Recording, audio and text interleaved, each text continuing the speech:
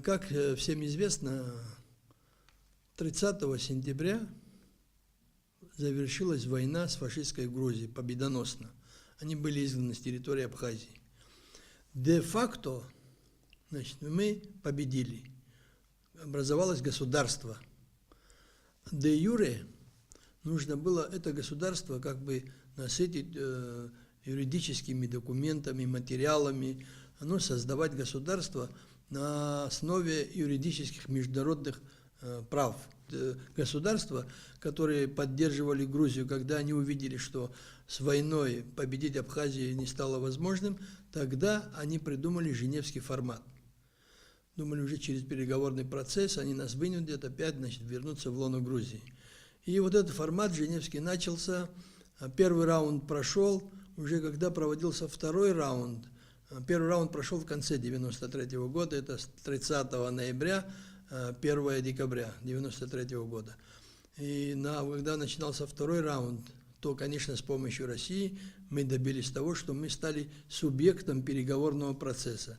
Значит, мы самое активное участие уже должны были принимать, потому что с нами они вынуждены были договариваться. А когда второй раунд проходил, тогда было принято решение, вот эти страны, о которых я говорил, они решили сюда ввести миротворческие силы ООН.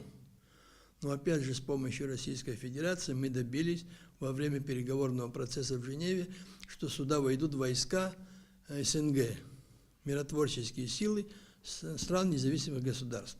И так и получилось, они вошли, и это нам создало какую-то передышку, все равно можно было уже внутри заниматься своими государственными делами.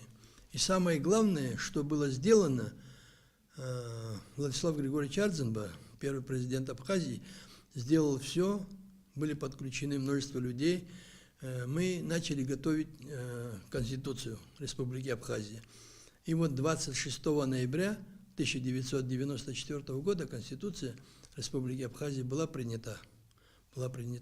Значит, тем самым появился президент страны, тем самым появились ветви власти, законодательные, исполнительные, законодательные, судебные власти, тем самым появились уже выборы, можно было проводить высших органов, можно было местные органы самоуправления выборы проводить. Государственный механизм заработал.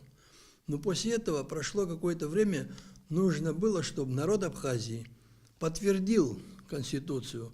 Тогда принято было решение первым президентом Абхазии Владиславом Григорьевичем Ардзинба провести всенародный референдум по поддержке новой нашей Конституции.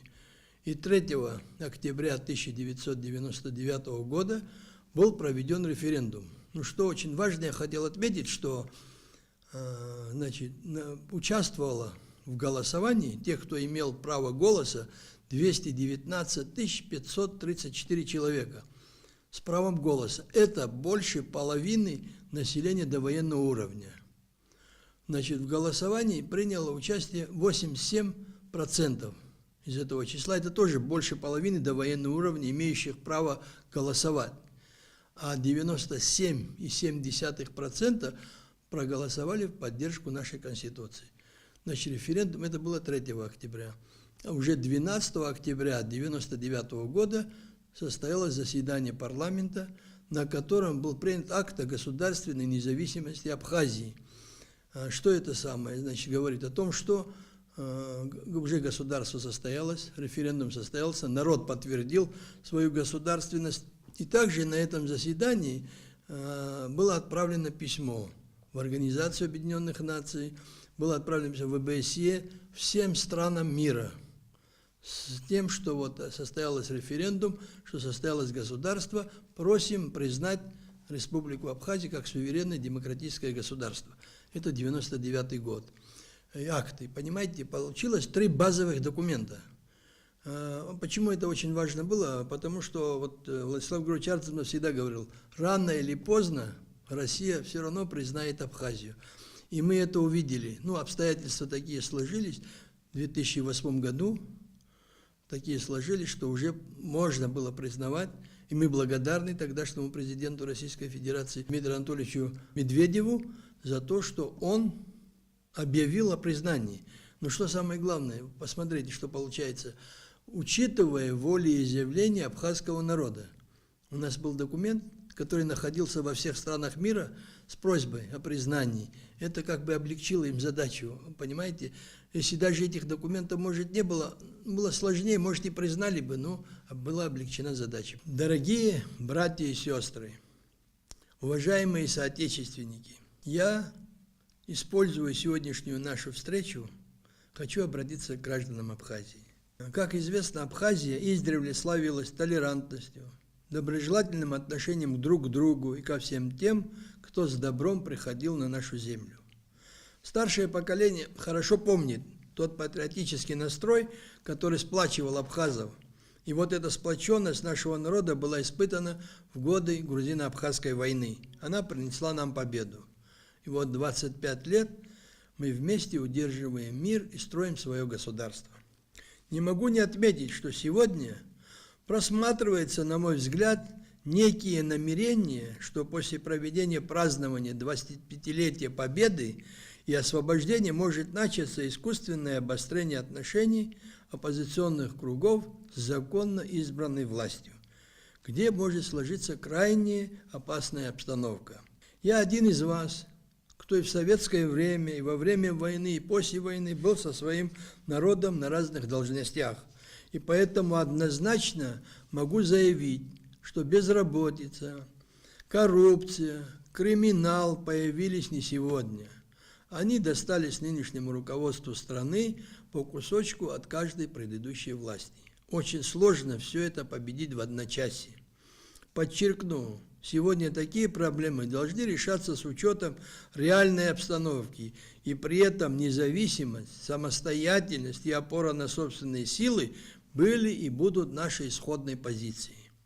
У меня нет сомнений, что мы на верном пути. Руководство страны делает все возможное. Уверен, сделает еще больше для того, чтобы не свернуть с избранного пути. Считаю, что несмотря кто в каком лагере, мы должны встать рядом с руководством Абхазии и работать на пользу народа. Тогда мы поможем нашему народу обрести уверенность в своих силах. Еще раз хочу напомнить, готовящиеся вокруг нас события отчетливо доказывают необходимость нашего сплочения.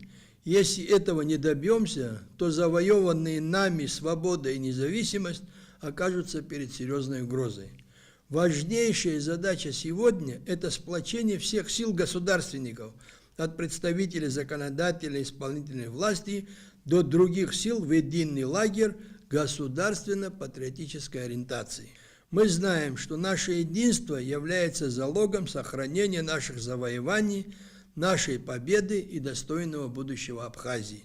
Повторюсь, попытки решать государственные проблемы путем сходов и митингов приведут к хаосу и разрушению нашего государства. У нас цивилизованное государство, есть преемственность конституционной передачи власти через выборы. Я обращаюсь ко всем гражданам, ветеранам Великой Отечественной войны народа Абхазии, к участникам и руководителям общественно-политических организаций с призывом быть ответственными за судьбу Родины, не поддаваться на провокации и решать возникающие проблемы в рамках закона и путем диалога. Тем более уже в 2019 году пройдут выборы президента Абхазии, на которых вы сможете сделать свой конституционный выбор.